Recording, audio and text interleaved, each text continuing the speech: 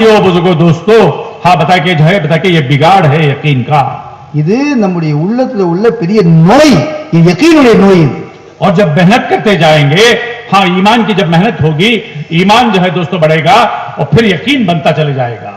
எப்போ நம்ம உழைப்பு செய்வோமோ ஈமானுடைய உழைப்பு செய்ய செய்யதான் ஈமான் சரியாகும், ஈமானை கொண்டு யகீனும் சரியாகும்। हाँ एक साहबी घर आए, गालिबन हुजैफा या कोई सहाबी थे, अपने बीवी बच्चों में जो है बता के रहने लगे। तो थोड़ी देर के बाद घर से निकले हंजला रजी अल्लाह ताला। हंजला तो मुनाफिक हो गया अपने आप को कह रहे। और रास्ते में अबू बकर सिद्दीक मिले। अरे पूछा कि भाई क्या बात कर रहे हो तुम? हंजला एक अकाबिर साहबी में से थे। ये क्या बात कर रहे हो? कहने लगे हम हुजूर की मजलिस पे होते हैं तो हमारी दिल की कैफियत अलग होती है। हमारे सामने जन्नत, हमारे सामने जहन्नम होती है। हम बीवी बच्चों में आ जाते हैं तो कैफियत में कमी आ जाती है। तो अबू बकर ने कहा कि हाँ मैं भी ये महसूस करता हूं, चलो चलेंगे। कहां चले? सरकार दो आलम सल्लल्लाहु अलैहि वसल्लम की खिदमत में गए। वहां अर्ज किया, या रसूलुल्लाह सल्लल्लाहु अलैहि वसल्लम, हमारा मसला ये है, आपकी मजलिस पे हम होते हैं तो हमारी कैफियत अलग होती है, और आपकी मजलिस से हम हटकर जो है कि अपने घर जाते हैं तो हमारा हाल ये हो जाता है। तो जनाब रसूलुल्लाह सल्लल्लाहु अलैहि वसल्लम ने फरमाया, हाँ ऐसा ही होता है। अगर तुम्हारा ईमान एक सतह का है तो फरिश्ते तुम्हें मुसाफा करेंगे। ईमान की कमी को महसूस करते थे, गोया ईमान के टेस्टिंग का मीटर सहाबा के रगों में लगा हुआ था कि थोड़ा आगे पीछे हो जाता तो महसूस करते कि मेरा ईमान कमजोर हो रहा है। वो माहौल का असर था। ஹன்சலா ரலியல்லாஹு தஆலா அன்ஹு அவங்க ஒரு தடவை வீட்டில் உட்கார்ந்துருக்கிறாங்க, மனைவி மக்களோட பேசிட்டு இருக்கிறாங்க। பேசும்போது திடீர்னு பயம் வந்துருச்சு। என்ன பயம்னா, ஹன்சலா முனாஃபிக் ஆயிட்டான் சொல்லி அதை அழுது புலம்பிக்கிட்டே வீட்டை விட்டு வெளியே வர்றாங்க। அபூபக்கர் சித்திக் முன்னாடி வந்தாங்க, கேட்டாங்க, சுப்ஹானல்லாஹ் என்ன சொன்னீங்க? இல்ல ஹன்சலா முனாஃபிக் ஆயிட்டான்। என்ன, ஏன் அப்படி சொன்னீங்க? நான் நபி ஸல்லல்லாஹு அலைஹி வஸல்லம் சபையில உட்கார்ந்திருக்கும் பொழுது சொர்க்கம் நரகம்னா முன்னாடி இருக்கிற மாதிரி தெரியுது, அந்த மாதிரி ஒரு உணர்ச்சி வருது, ஆனா வீட்டுல வந்து இதெல்லாம் மாறி போயிடுது என்பதாக சொன்ன உடனே அவங்க சொன்னாங்க, என் நிலைமை இப்படிதான் இருக்கு, வாங்க ரெண்டு பேரும் சேர்ந்து போவோம்। ரெண்டு பேரும் சேர்ந்து போய் தன்னுடைய நோயை முறையிட்டாங்க நபி ஸல்லல்லாஹு அலைஹி வஸல்லம்। அல்லாஹ் நபி சொன்னாங்க, பாருங்க அப்படி இல்ல, இந்த நிலை ஏற்படுவது சில நேரங்கள்லாம் ஏற்படும்। எப்பவுமே நீங்க மஜ்லிஸ்ல இருக்கிற மாதிரியே இருக்க ஆரம்பிச்சுட்டா நீங்க பாப்பீங்க மலக்குகள் உங்ககிட்ட வந்து முசாஃபா செய்வாங்க என்பதாக சொன்னாங்க। என்னீசர்களே, சஹாபாக்கள் என்னன்னு சொன்னா எப்பவுமே அந்த ஈமானுடைய கவலை எப்படின்னா, அவங்க தெர்மாமீட்டர் எப்படி மாத்தி வச்சிருந்தாங்க, ஈமான் தெர்மாமீட்டர் கூடுறது குறையிறது தெரிஞ்சுக்கிட்டே இருந்துச்சு அவங்களுக்கு। அதனால எப்ப பார்த்தாலும் இதே கவலையில இருந்தாங்க। என்ன காரணம்னா, அந்த மாதிரி உழைப்பு, அந்த மாதிரி ஒரு சூழ்நிலை இருந்துச்சு, அதனால ஈமானுடைய குறையா தெரிஞ்சது। இன்னைக்கு நமக்கு அந்த மாதிரி தெரிய மாட்டேங்குது। तो मेरे भाइयों बुजुर्ग दोस्तों, हाँ रसूलुल्लाह सल्लल्लाहु अलैहि वसल्लम और सहाबा और कुर्बानियों के जरिए से एक पाकीज़ा और नूरानी माहौल बनाए थे। ஆக பெரியவர்களே, ரசூலுல்லாஹ் ஸல்லல்லாஹு அலைஹி வஸல்லம் சஹாபா பெருமக்களும் அவங்க ஒரு தியாகம் செஞ்சு ஒரு பெரிய ஒரு பரிசுத்தமான ஒரு நூரானியத்தான ஒரு சூழ்நிலை உருவாக்கி இருந்தாங்க। एक काफिर और मुशरिक उन मजलिसों में और मस्जिद में आ जाता, हाँ साहब 2-4 घंटे और 1-2 दिन उन मजलिसों में रहता, और देखकर मेरे भाई दोस्तों अंदर से उसका दिल ये कहता, जिंदगी तो ये जिंदगी है। ஒரு காஃபிர் ஒரு முஷ்ரிக் கூட அந்த மதீனா முனவராவுக்கு வந்து அவங்களோட ஒரு நாள் 2 நாள் ஒரு இரவு 2 இரவு தங்கி அந்த சூழ்நிலையை பார்த்துட்டாருன்னா உள்ளத்திலேருந்து அவருக்கு ஒரு ஆசை வந்துடும், வாழ்க்கைன்னா இதுதாங்க வாழ்க்கை, இந்த மாதிரி வாழணும்னு ஆசைப்படுவார்। माहौल का असर होता है, ஏன்னா மாஹௌலுடைய அஸ்ராத் ஏற்படுது। किताबों में लिखा है, दीन पर चलने के लिए माहौल का दखल बहुत जरूरी है। கிதாபுகள் எழுதப்பட்டிருக்கு, தீனின்படி வாழ்வதற்கு சூழ்நிலை ரொம்ப அவசியம்। हमारे मरहूम मियां जी मेहराब रहमतुल्लाह अलैह फरमाते थे, आज पूरी दुनिया में बेदीनी का माहौल।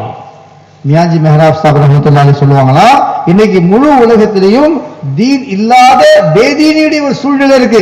बहुत आसान हो गया बेदीनी पर चलना, दीनुக்கு மாற்றமா நடப்பது இன்னைக்கு லேசாயிருச்சு। हम देखें मेरे भाई दोस्तों, उम्मत का कितना बड़ा हाँ सब के फीसद हाँ बेदीनी की तरफ चल रहा है और भाग रहा है। நீங்க பாக்கீங்க இன்னைக்கு 95% மேல உள்ள மக்கள் தீன் இல்லாம தீனுக்கு மாற்றமான வழியில நடக்கல, அத பக்கம் ஓடிட்டு இருக்கிறாங்க. सरकार दो आलम सल्लल्लाहु अलैहि वसल्लम के जमाने में दीन का माहौल, ரசூலுல்லாஹி ஸல்லல்லாஹு அலைஹி வாழ்க்கையில அவங்க காலத்துல தீனுடைய ஒரு சூழ்நிலை இருந்துச்சு, दावत का माहौल, தாவத்துடைய சூழ்நிலை இருந்துச்சு. मुनाफिक की हिम्मत ने जमात की नमाज छोड़े, முனாஃபிக் கூட ஜமாத்துடைய தொழுகையை விட துணியல. और माजूर हाँ सब उजर समझ के अल्लाह के रास्ते में जाने से कभी रुका नहीं. ஒரு முயலாத மனிதன் கூட எனக்கு முடியலங்க அல்லாஹ்வுடைய பாதையில போல அப்படின்னு தைரியமா சொல்ல முடியாது. मेरे भाइयों और दोस्तों, इस मुबारक मेहनत के जरिए से एक माहौल बनाया जा रहा है. இந்த முபாரக்கான உழைப்பை கொண்டு அந்த மாதிரி ஒரு சூழ்நிலை உருவாக்கப்படுது. एक तश्कील का माहौल हो, अल्लाह के रास्ते में निकलने का माहौल हो, जान माल लगाने का एक माहौल हो. दोस्तों, हर अमीर, हर गरीब, हर पढ़ा लिखा, हर मालदार चलता रहे तो फिर एक माहौल बनेगा.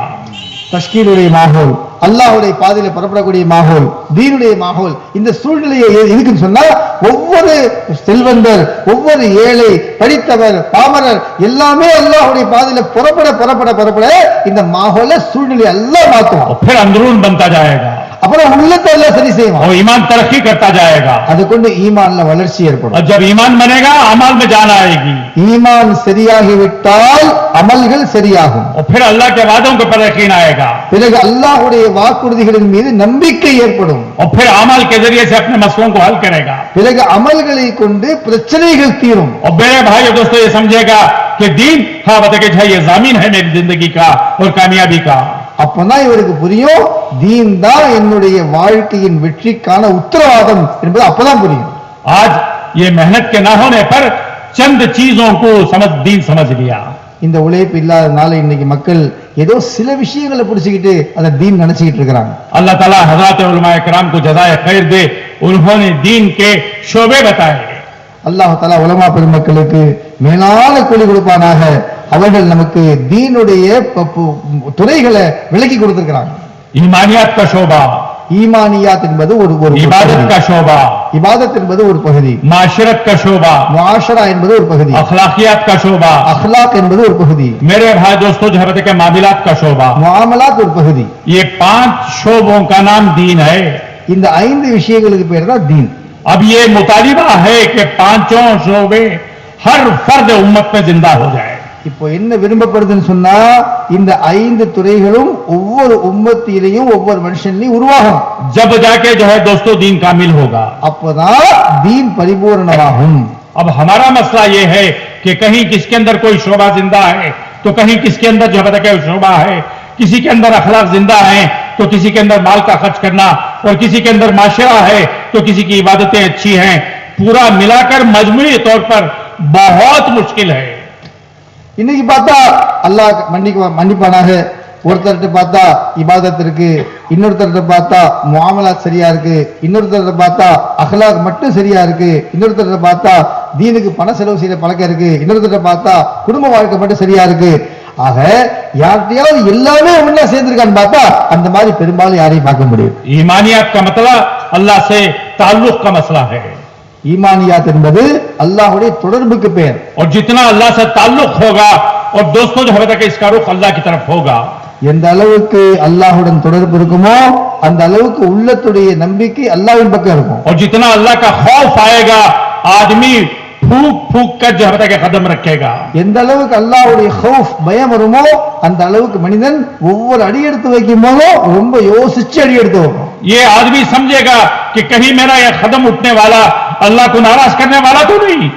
இந்த மனுஷன் நம்பான், ஆஹா நான் எங்கேயாவது ஒரு அடி எடுத்து வச்சு அல்லாஹ்வுக்கு மாறு செஞ்சிடக்கூடாதே அப்படின்னு பயப்படுவான். हिज का उठने वाला हर कदम दोस्तों जो है कि चौकन्ने के साथ उठेगा. இவருடைய ஒவ்வொரு அடியும் இவர் ரொம்ப யோசிச்சு சிந்திச்சு எடுத்து வைப்பார். अल्लाह को राजी करने की नीयत से उठेगा, அல்லாஹ்வை சந்தோஷப்படுத்துறதுக்காக எடுத்து வைப்பார். और अल्लाह की मर्जी के खिलाफ दोस्तों जो है कि ये रुकेगा. அல்லாஹ் விரும்பாத எந்த காரியமும் செய்ய மாட்டார். और फिर जो है दोस्तों इसकी जिंदगी तरक्की करती जाएगी. பிறகு இவருடைய வாழ்க்கையில मुन्नेற்றம் ஏற்படும். और मेरे भाई दोस्तों जो है इसी तरह इबादत का शोबा है, और जितनी चीजें और नमाज और रोजा और हज और ज़कात और जो है कि तिलावत और ये तमाम चीजें हाथ के इबादत के शोबे में आ गई. இரண்டாவது இபாதத், தொழுகை, நோன்பு, ஸகாத், ஹஜ் இதெல்லாம் சேர்ந்துதான் இபாதத் என்று சொல்லப்படுது. और इबादत में सबसे अफजल जो है नमाज है.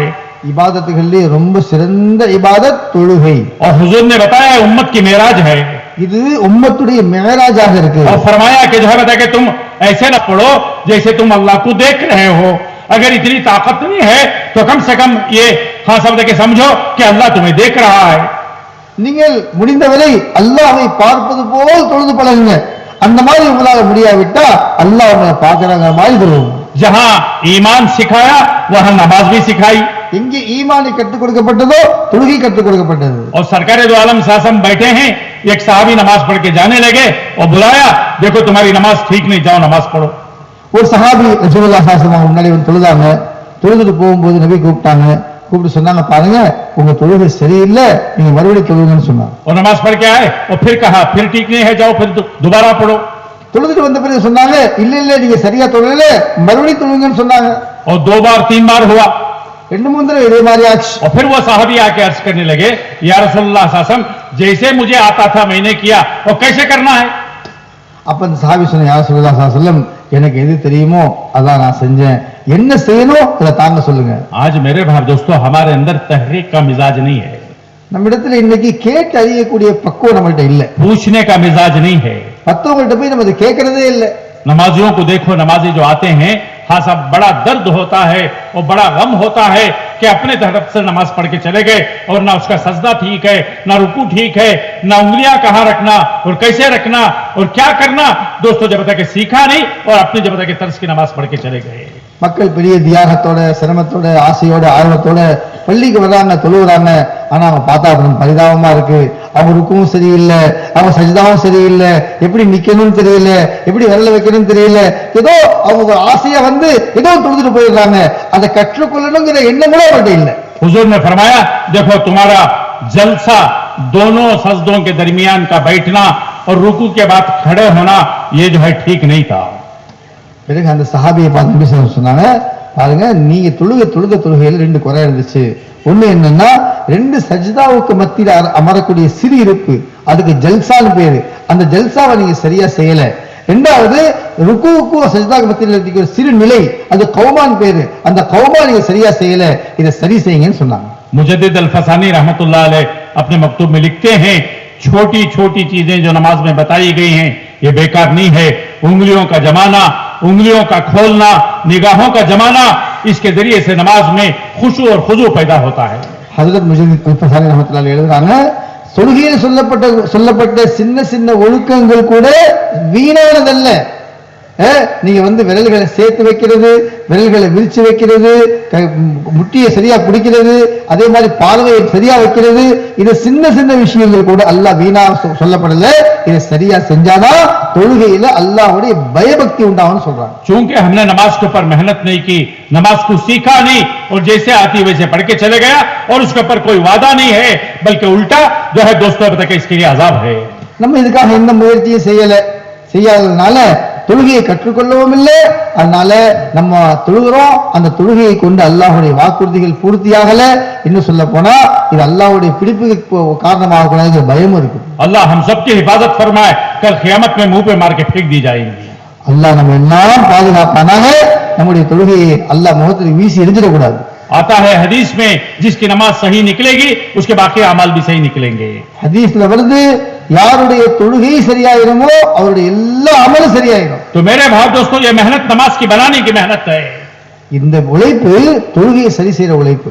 और देखो उम्मत का कितना बड़ा दोस्तों जो है फीसद खासा नमाजों से दूर है. பாருங்க உம்மத்துல எவ்வளோ பெரிய கூட்டம் தொழுகையை விட்டே தூரமா இருக்கு. और जो पढ़ रहे हैं उनकी नमाज ऐसी. யார் தொழுகிறாங்களோ அவங்க தொழுகையாவே இல்லை. अब नमाज के वादे कैसे पूरे होंगे? எப்படி சொல்லுங்க அல்லாஹ்வுடைய வாக்குறுதிகள் பூர்த்தியாகும்? हालांकि नमाज के पर अल्लाह के बड़े बड़े वादे खासा वादे हैं, ஆனா தொழுகையின் மீது அல்லாஹ்வுடைய பெரிய பெரிய வாக்குறுதிகள் இருக்கு. रिस्क के दूर होने के, खासा पुलसिरात में पार होने के, दुनिया में चैन सुकून होने के और दुआओं के कबूल होने के और सरबलंदी के और मालूम नहीं कितने कितने चीजें हैं. चूंकि हमारी नमाजें वो सतह की नहीं है और फिर अल्लाह की तरफ से आप बताइए वो वादे पूरे नहीं हो रहे हैं. ரிஸ்குடைய நெருக்கடி நீக்கப்படும், அதே போல சிராத் முஸ்தகீம் பாதத்தை கடக்கப்படும், உலகத்துல அல்லாஹ் உயர்வை வந்து கொடுப்பான், கண்ணியத்தை கொடுப்பான். இந்த மாதிரி பெரிய பெரிய வாக்குறுதிகள் தொழுகையின் மூலமா கொடுக்கப்பட்டிருக்கு. ஆனா இன்னைக்கு தொழுகையே சரியில்லாததுனால அந்த வாக்கு நிறைவேறாம இருக்கு. और फिर माशरत का तो अल्लाह ही हाफिज है. குடும்ப வாழ்க்கையை பத்தி நம்ம சொல்ல வேண்டிய தேவையே இல்லை, அல்லாஹ் தான் பாதுகாக்கணும். माशरत कहते हैं रहन सहन को. முஆஷரா என்பது நம்முடைய குடும்ப வாழ்க்கைக்கு பெயர். मेहनत के ना होने पर, अल्लाह के वादों का यकीन ना होने पर बातिल तरीकों को बहुत आसानी के साथ दे रहा है. அல்லாஹ்வுடைய கட்டளைகளை நம்ம விளங்காத காரணத்தினால இன்னைக்கு நம்முடைய வாழ்க்கை முறைகள், வாழ்க்கை முறை கலாச்சாரம் இருக்கு, இது மாற்றார்களுடைய முறை ஆயிடுச்சு. और इतनी आसानी के साथ हमारे घरों में, हमारे बच्चों की जिंदगियों में, हमारे माहौल और माशरे में, हमारी शादी ब्याह में, हमारे उठने बैठने में इतनी आसानी के साथ दाखिल हो रहे हैं जैसा गर्मी के जमाने में कोई आदमी ठंडा पानी पीता है. இன்னைக்கு நம்முடைய வாழ்க்கையில, நம்முடைய குடும்பத்துல, நம்முடைய குழந்தைகள்ல, நம்முடைய வீடுகள்ல எல்லாம் தீனுக்கு மாற்றமான அல்லாஹ்வுடைய விரோதிகளுடைய முறைகள் எவ்வளவு வேகமா நுழையுதுன்னு சொன்னா, எப்படி நல்ல ஒரு வெயில் காலத்துல குளிர் மனுஷன் வந்து குளிர் தண்ணி குடிச்சு எப்படி குடிப்பான், அந்த மாதிரி இன்னைக்கு தீனுக்கு மாற்றமான முறை உள்ள போயிட்டு இருக்கு. इसलिए कि उसके रोकने के लिए जो इकदाम थे और रोकने की जो मेहनत थी वो मेहनत निकल गई और दूसरों की दावत हम जो है कबूल करने लगे. அதை தடுக்கிறதுக்கான என்ன முயற்சியோ அந்த முயற்சியை நம்ம விட்டுட்டோம், மாற்றார்களுடைய முறையை நம்ம பின்பற்ற ஆரம்பிச்சிட்டோம். दावत की मेहनत के जरिए से दोस्तों जो है बताए कि बातिल दूर होता है. இவர்களே தாவத்துடைய முபாரக்கான உழைப்பை கொண்டு பாத்தில் தூரமாகும். और दावत ये खिले जैसी है. दावत என்பது ஒரு கோட்டையை போல. जैसा खिला होता है दुश्मन के आने में हाँ साहब आसानी नहीं होती, दुश्वारी होती है और बाज वक्त में दुश्मन की नजर तक नहीं पड़ती. इस तरह दावत का काम जब होता है तो मेरे भाई दोस्तों दूर ही से बातिल दौड़ता है. கோட்டை சரியா இருந்தா எந்த ஒரு விரோதியும் உள்ள எட்டி கூட பார்க்க முடியாது, பக்கத்துல வர முடியாது. இன்னும் சொல்ல போனா கோட்டையை பார்த்து பயந்து எதிரிகள் ஓடி போயிடுவாங்க. அந்த மாதிரி தாவத் இருந்தா எதிரிகள் உள்ள ஊடுருவ முடியாது, நுழைய முடியாது. आज मेहनत के छूट जाने की वजह से जिंदगियां खलत मलत हो गई. இன்னைக்கு நம்ம உழைப்பு விட்டுட்டோம், அதனால வாழ்க்கைகளே வந்து இன்னைக்கு தடுமாற்றம் ஆயிடுச்சு. शर्म और हया जिंदगियों से निकल गई. வெட்கம் என்பது இல்லாம போச்சு. महरम कौन, गैर महरम कौन और क्या है और किसके साथ बात करना और किसके साथ बात नहीं करना, कोई हिजाब और कोई वो चीजें नहीं रही. மஹரம் யாரு, மஹரம் அல்லாதவங்க யாரு, யாரை பார்க்கலாம், யாரை பார்க்க கூடாது, யார்கிட்ட பேசலாம், யார்கிட்ட பேசக்கூடாது, அந்த மாதிரியான வெட்கம் இது இல்லாமே போச்சு. ये करिए में मस्तूरात की जमात 3 दिन के लिए गई. ஒரு கிராமத்துக்கு ஒரு பெண்கள் ஜமாத் போனாங்க. अब वो जो है वापस 3 दिन के बाद वापस हुई तो घर की औरत अपने मर्द से कहने लगी, देखो ये हमारे घर की जो दीवार बाहर की है, कंपाउंड की दीवार, उसको जरा और ऊंची कर दो. अब वो मर्द के समझ में नहीं आया, अरे जिंदगी तो गुजर गई 40-50 साल, अब क्या तुझे याद आया. वो यूं कहने लगा. तो वो औरत कहने लगी, आज तक हमें मालूम नहीं था महरम कौन, गैर महरम कौन. कम से कम बची जिंदगी में हम जो है बताए इज्जत के साथ जी लेंगे. ये फिक्र कहां से आया?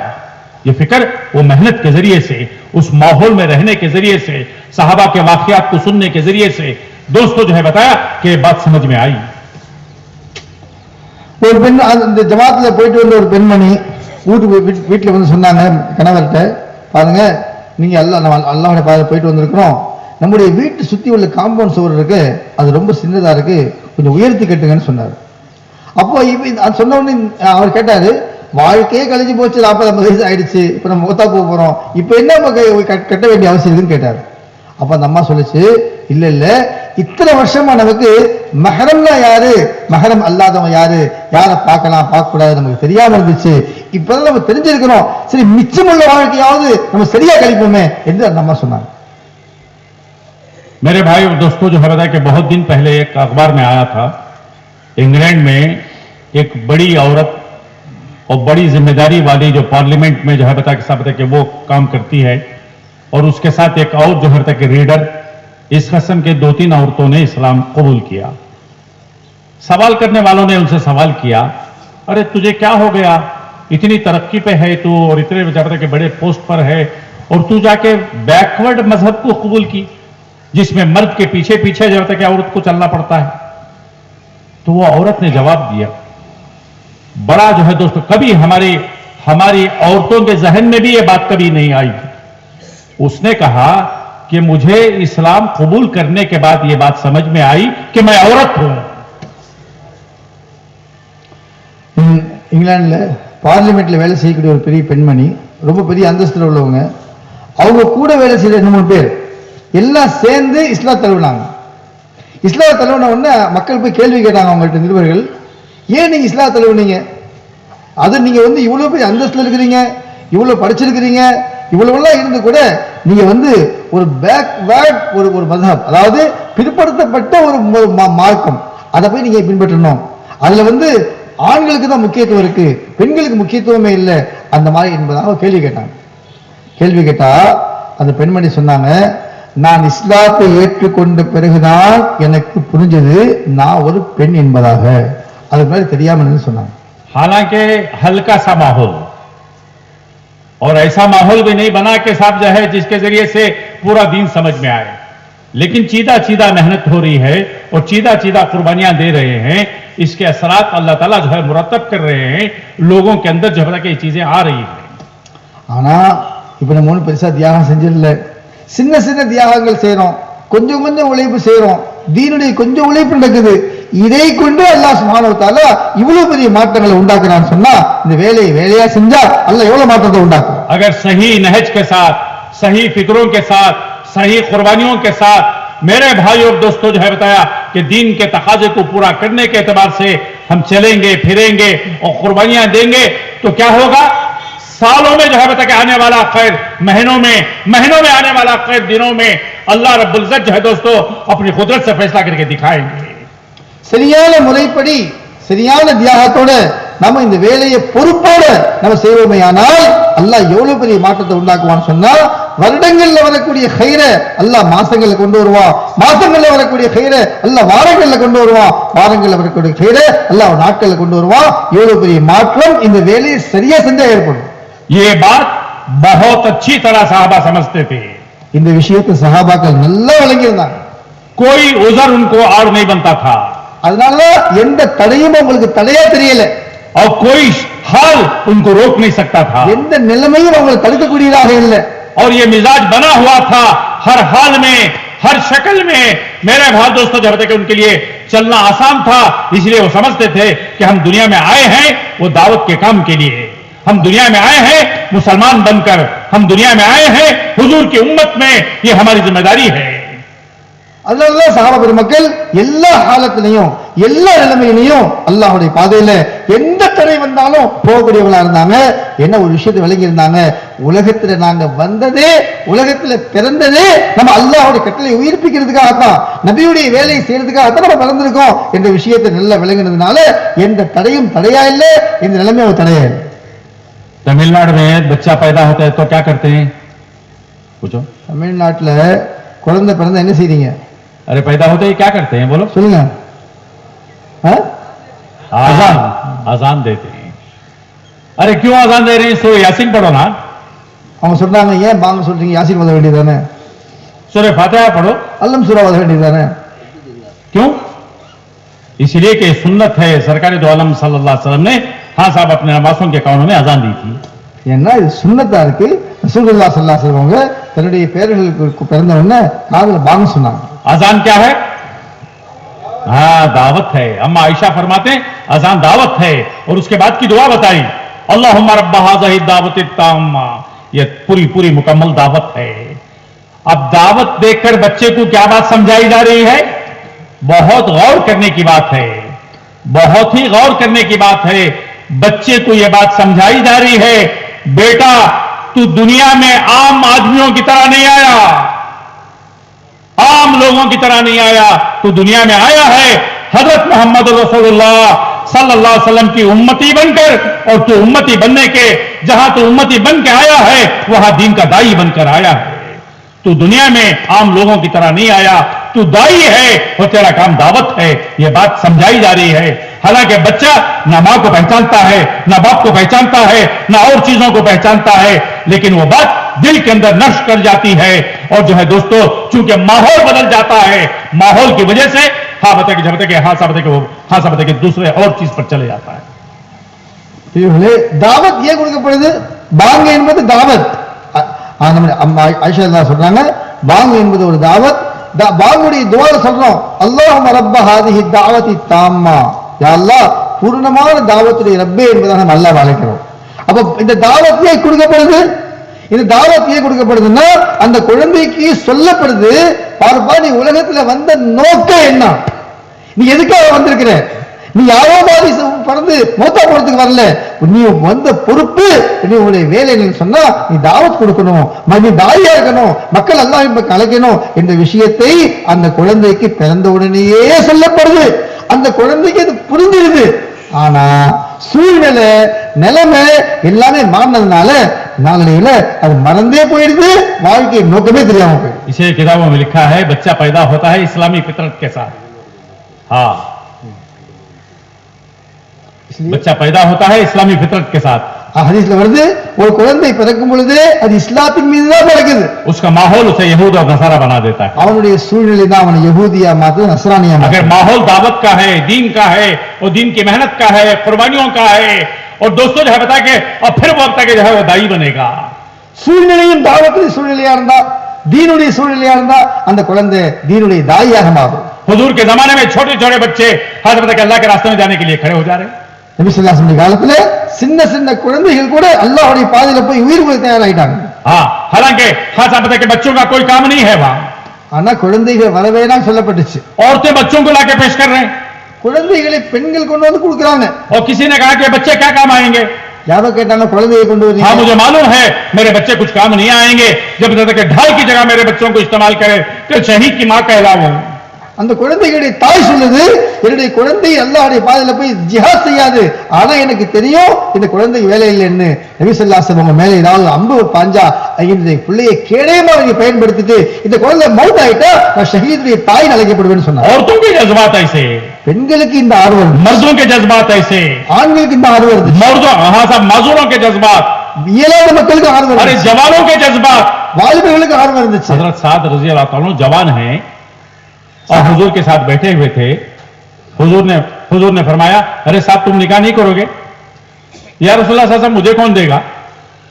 हुजूर एक जगह भेजे, वहां गए और बहुत देर के बाद हाँ साहब बाप बेटी में वो बहस चली और उसके बाद जो होते कि वो तैयार हो गए और हुजूर की खिदमत में आके अर्ज किया, या रसूलुल्लाह सल्लल्लाहु अलैहि वसल्लम वो तैयार हो गए, जा निकाह करो, वो मेरे पास माल कहां है।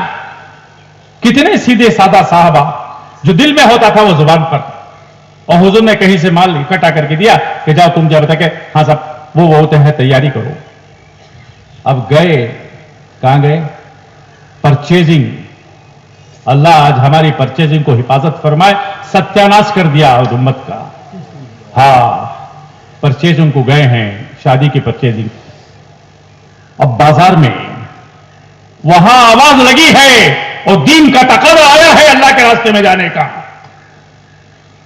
कौन नौजवान ऐसा है हाँ साहब जिसकी तमन्ना नहीं है कि थोड़ी देर में निकाह होगा, खूबसूरत बीवी और जवान बीवी मेरे पहलू में होगी और उसके साथ रात गुजरेगी।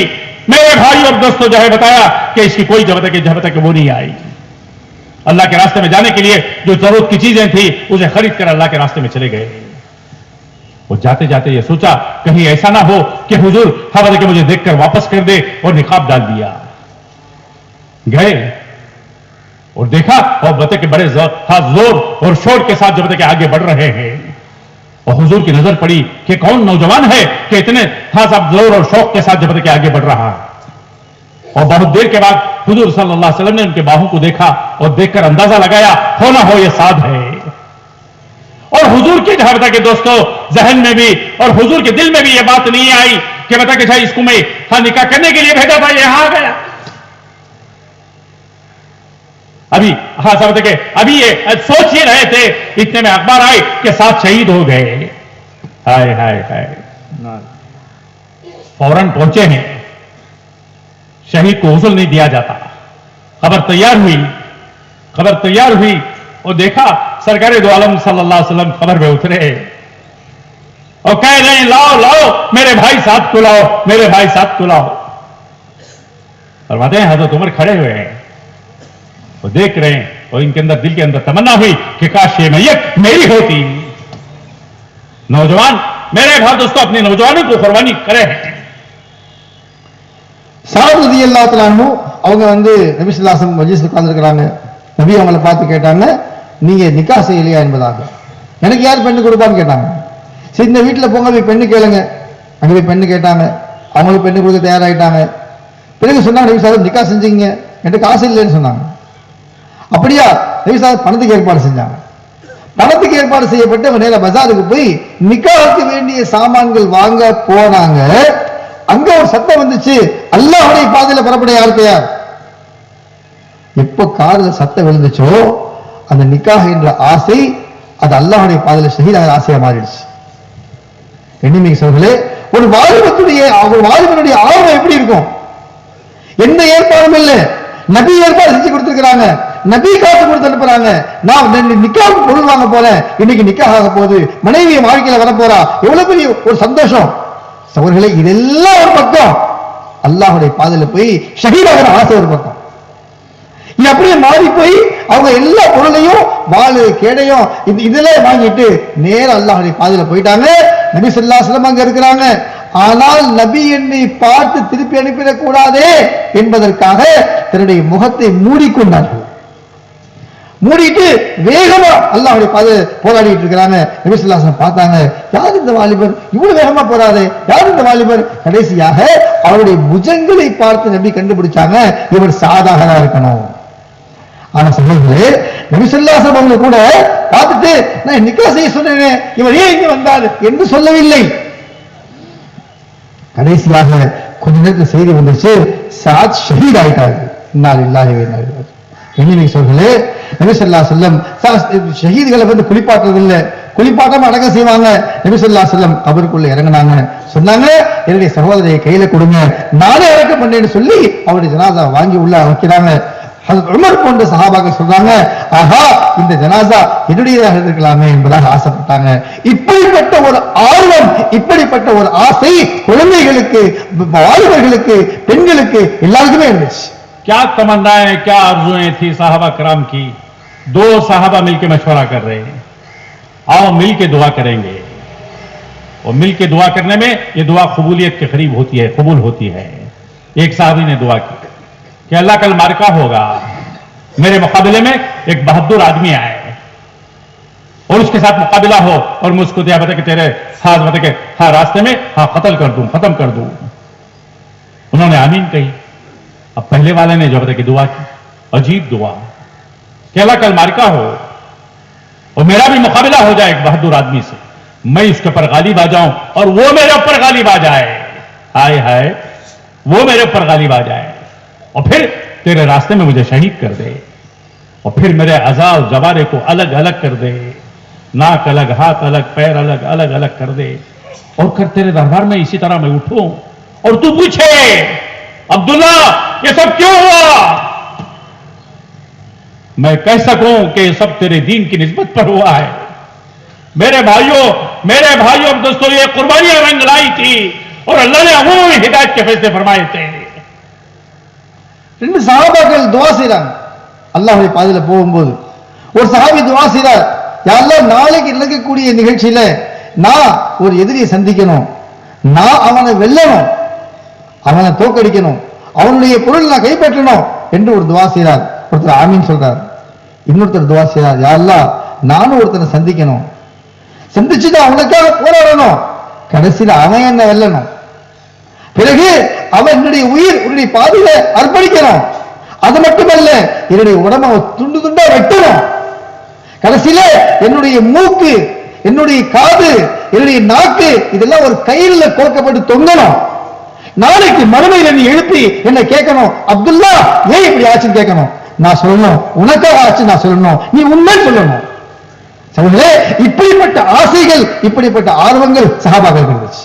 मेरे भाई दोस्तों, आज क्या मेहनत छूटी है और क्या जो है बता के दोस्तों माहौल बिगड़ा है, उम्मत का हाल खास बता के सुनते सुनते कलीजा मुंह को आ जाता है।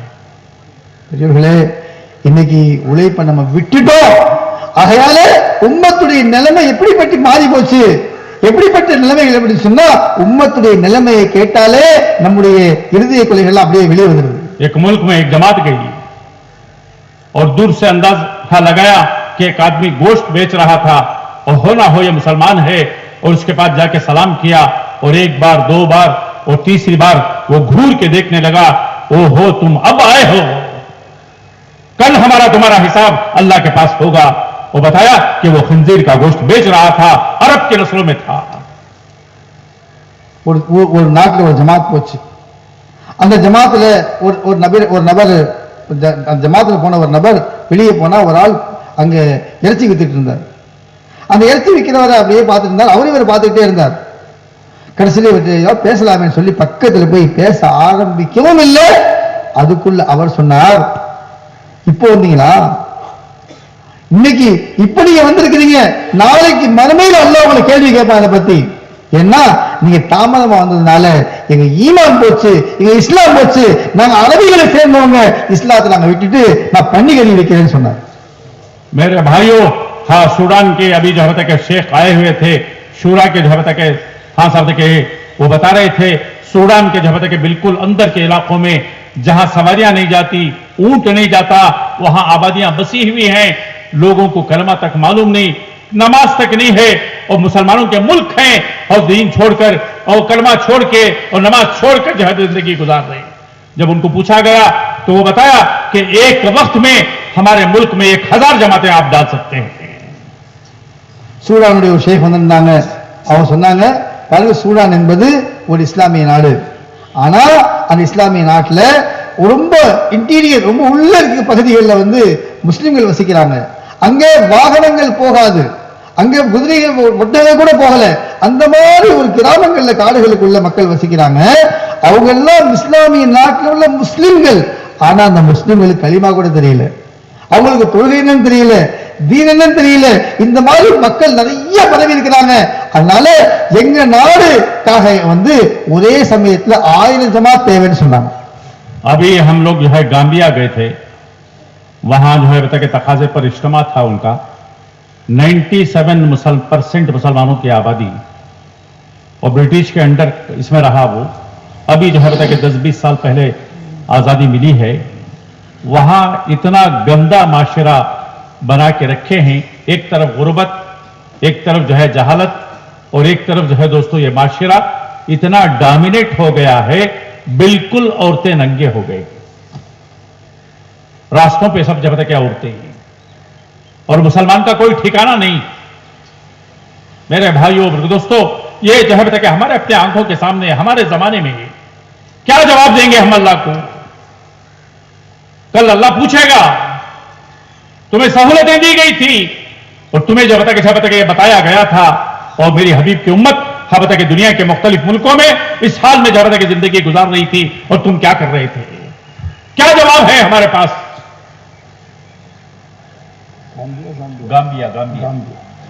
அவங்க காம்பியாவுக்கு போயிருந்தாங்களாம். அந்த காம்பியாவில் ஒரு இஸ்திமா இருந்துச்சு, அந்த இஸ்திமாவுக்கு போயிருந்தோம். அவங்க சொல்றாங்க, அங்க பார்த்தா 97% முஸ்லிம்கள் இருக்கிறாங்க. ஆனா அந்த நாடு ரொம்ப நாள் வரைக்கும் பிரிட்டிஷுடைய அந்த கைவசத்தில் இருந்துச்சு. இப்போ அவங்களுக்கு வந்து சுதந்திரம் கிடைச்சிருக்கு, 20 வருஷம் ஆச்சு. ஆனாலும் அந்த கலாச்சாரம் மாறல. பார்த்தா ஒரு பக்கம் அந்த மக்களுக்கு அறியாமை, இன்னொரு பக்கம் வறுமை, இன்னொரு பக்கம் தீனே இல்லாத நிலைமை, எங்கே பார்த்தாலும் ஹராமுடைய அந்த சூழ்நிலை. பெண்கள்கிட்ட வெட்கம் மானம் கொஞ்சம் கூட இல்லை, நிர்வாணமான கோலங்கள்ல இருக்கிறாங்க. யாரு சொன்னா எல்லா முஸ்லிம்கள்ட்ட தீனுங்கிற வாசனை கூட இல்லை, நிர்வாணத்தை முஸ்லிம் வாழ்ந்துட்டு இருக்கிறாங்க. எண்ணிமிக்க சோர்களே, நாளைக்கு மறுமையில அல்லாஹ் நம்மளை பார்த்து கேட்பான், நீங்க தீன்தாரியா இருந்தீங்க, அல்லாஹ்வுக்கு பயந்து வாழ்ந்தீங்க, தீன் படி நடந்தீங்க, அதே சமயத்துல இந்த மாதிரி நாடுகள் இந்த மாதிரி இஸ்லாத்தை விட்டு போயிட்டு இருந்துச்சு, நீங்க பார்த்துட்டு இருந்தீங்களா என்று அல்லாஹ் கேட்டா என்ன பதில் சொல்ல முடியும்? अल्हम्दुलिल्लाह, जमातों की नकल हरकत के जरिए से, टूटी फूटी मेहनतों के जरिए से और टूटी फूटी कुर्बानियों के जरिए से अल्लाह ताला जो है दोस्तों बता के जिंदगियों को बदल रहे हैं।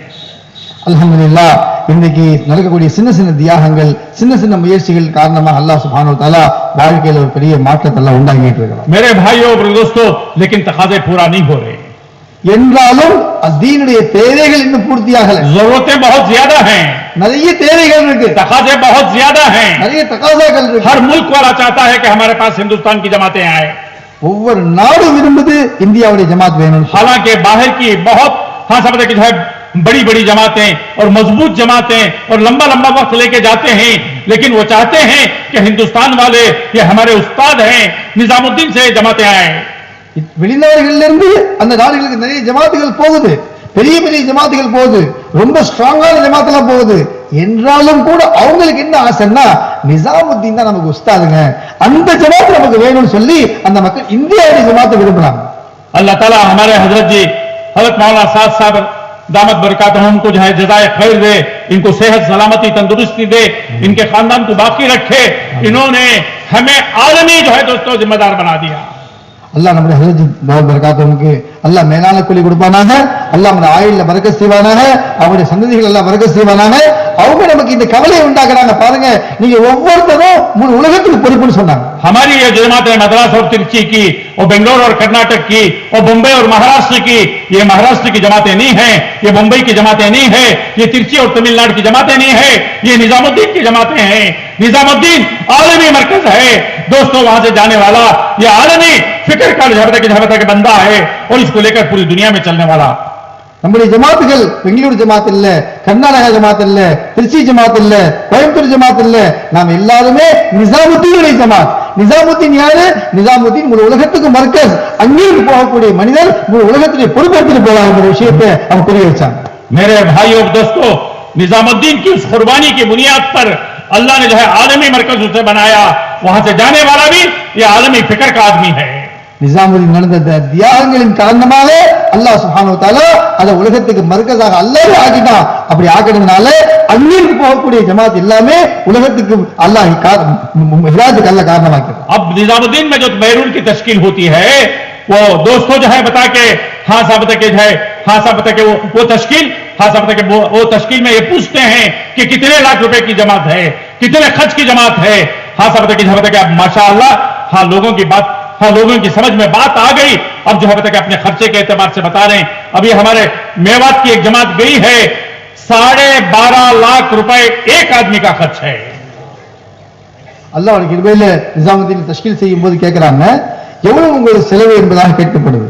அப்போ அல்ஹம்துலில்லாஹ் மக்கள்கிட்ட அல்லாஹ் தீனுடைய ஒரு விளக்கத்தை ஆர்வத்தை கொடுத்ததுனால அவங்க அதிகமான செலவுகளுக்கு ஜமாத்துகள் போறாங்க. இப்போ மேவாத்துல ஒரு ஜமாத் போயிருக்கு, அந்த ஜமாத்துல ஒரு நபருடைய செலவு மட்டும் 12 லட்சம் ரூபாய். 8 आदमी को 1 करोड़ रुपए खर्च। 8 பேர் போனா 1 கோடி ரூபாய் செலவாகும். अभी ब्राजील में काम कर रही है वो, அந்த ஜமாத் பிரேசில்ல வேலை செய்யுது. दूर दूर मुल्कों के लिए मेरे भाइयों और दोस्तों तकाजे हैं। தூரமான நாடுகளுக்கு நிறைய தகாதாக்கள் இருக்கு. अभी हम मलेशिया गए थे हजरत के साथ, वहां माशाल्लाह पूरी दुनिया के झपटे के जिम्मेदार किस्म के लोग आए थे। वहां बैठ के मशवरा हुआ, मशवरे में यह बात आई कि पूरी दुनिया में 252 मुल्क हैं, 225 मुल्कों में जमातें हमारी पहुंची हैं, अब बाकी 27 मुल्क हैं। वहां बैठकर इसका फिक्र हो रहा है इन 27 मुल्कों में कैसे जमातें डालें।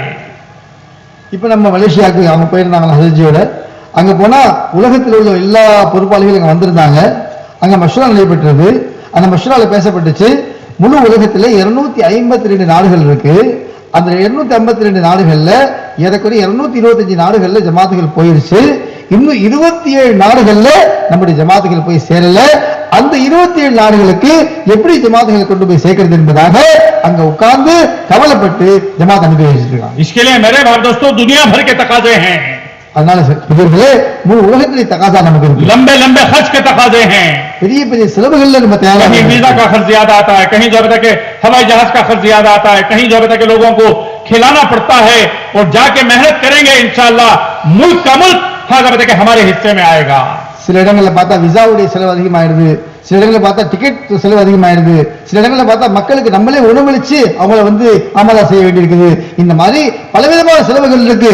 ஆனா இந்த செலவுகளுக்கு நம்ம தயாராயிட்டா ஒவ்வொரு நாடும் நம்முடைய அமல் வந்து இன்ஷா அல்லாஹ் कल क़यामत के मैदान में देखेंगे नबियों के पीछे उनकी उम्मतें होंगे तो लोगों के पीछे भी जब तक एक हुजूम होगा, जा रहे होंगे, लोग पूछेंगे ये कौन से नबी हैं, लोग कहेंगे हाँ बता ये नबी नहीं है, ये तो 14वीं सदी के मुसलमान हैं, हुजूर के उम्मती हैं, इन्होंने जाके कभी यूरोप में मेहनत किया था, कभी अमेरिका में मेहनत किया था, कभी मलेशिया गए, कभी इंडोनेशिया गए। इनके मेहनत के जरिए से जो लोग हाँ सही रास्ते पर आए वो तक वो इनके पीछे चल रहे हैं।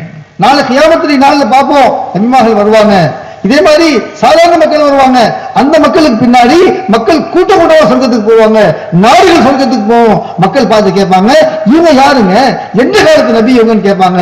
அப்ப சொல்லப்படும், இவன் நபி இல்லை, இவங்க முகமது ஸல்லல்லாஹு அலைஹி வஸல்லம் உம்மத்தி, 14ஆம் நூற்றாண்டுல பிறந்தவங்க. ஆனா இந்த மக்கள் தன்னுடைய வீட்டுல உட்காரல, யூரோப் போனாங்க, அமெரிக்கா போனாங்க, ஆஸ்திரேலியா போனாங்க, இந்தோனேஷியா போனாங்க, மலேசியா போனாங்க, அங்க போய் உழைப்பு செஞ்சாங்க. அந்த மக்கள் சொர்க்கத்துக்கு போவாங்க. இது நபிக்கு அல்லாஹ் பெருமையை உண்டாகிறது. इसके लिए मेरे भाई दोस्तों इस वक्त में तकाजा है, पूरे आलम से तकाजा है, हिम्मत करके बोलें, 5-5 महीनों के लिए बैरून के लिए, 5-5 महीनों के लिए बैरून के लिए कौन कौन तैयार है, खड़े हो जाएं. அதான் சொல்லல, முழு உம்மத்துடைய தகாதாக்கள் இப்ப இருக்கு அல்ஹம்துலில்லாஹ். அதனால இந்த சமயத்தை நம்ம பின்வாங்க கூடாது, தைரியப்படுங்க. அல்லாஹ்வுடைய கிருபையில் அல்ஹம்துலில்லாஹ் 4 மாசம் முடிச்சவங்க எல்லாம் இங்க உட்கார்ந்திருக்கிறோம். 4 மாசம் முடிச்சவங்க எல்லாம் 5 மாசம் வெளிநாட்டுக்காக எந்திரிங்க பாபா இன்ஷா அல்லாஹ். खड़े हो जाएं, खड़े हो जाएं, எந்திரிங்க சார், खड़े हो जाएं, खड़े हो जाएं. निल्लेंगे. लिखने का नहीं है, खड़े हो जाएं, நில்லுங்க खड़े हो जाएं, खड़े हो जाएं. निल्लेंगे.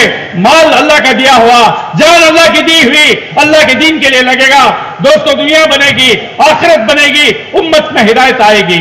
அல்லாஹ் கொடுத்த உயிர், அல்லாஹ் கொடுத்த பொருள், இது அல்லாஹ்வுடைய தீனுக்காக நம்ம செலவு செஞ்சோம் சொன்னா நம்முடைய துனியாவும் சரியாகும், நம்முடைய ஆகிரத்தும் சரியாகும், உலகம் இன்ஷா அல்லாஹ் சரியாகும். பெரிய ஒரு வெற்றிக்கு அல்லாஹ் காரணமாக்கிடுவான்.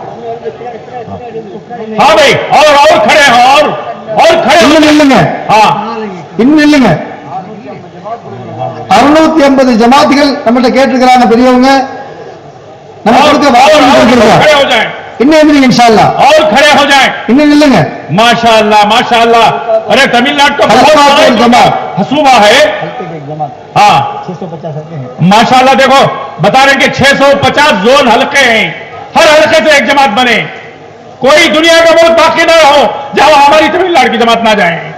हाँ, जैसे महाराष्ट्र वाले हर जमात के मुल्क के जमात के एक मुल्क को एक जमात डाले, तमिलनाडु भी कोई पीछे नहीं है. अच्छे पढ़े लिखे लोग हैं, सलाहियत के लोग हैं. अल्लाह करे कि हर मुल्क के लिए एक जमात बने. சொல்லுங்க. 650 ஜமாத்துகள் நமக்கு தேவை இருக்கு, 650 ஹல்காக்கள் இருக்கு. அவுரங்காபாத் இஸ்திமாக்காரங்க முழு உலகத்துக்கு ஜமாத் அனுப்பிச்சாங்க. நம்ம அனுப்பலாமா இன்ஷா அல்லாஹ்? நம்மள அனுப்பலாம். தைரியப்படுங்க, கொஞ்சம் எழுப்பி நிக்க வைங்க மத்தவங்கள. बैठे हुए साथी इत्मीनान से बैठे, बैठे हुए साथी इत्मीनान से बैठे. यहां थोड़ी जगह खाली कर दें. मेहरबानी से आप लोग तख्त के करीब आ जाएं, इधर उधर ना जाएं. बहुत और நல்ல अहम நேரம் वक्त है, काम का वक्त है. हमारे पुराने साथी, जिम्मेदार साथी, इनको लेकर पहुंचे. आ जाए. माशाअल्लाह, माशाअल्लाह. कारगुजारी सुनाएंगे, हजरत खुश हो जाएंगे. हाँ, आ जाए, आ जाए, आ जाए, आ जाए, आ जाओ, आ जाओ. माशाअल्लाह, माशाअल्लाह. சீக்கிரம் आ जाओ, आगे बढ़ो, इधर उधर मत जाओ.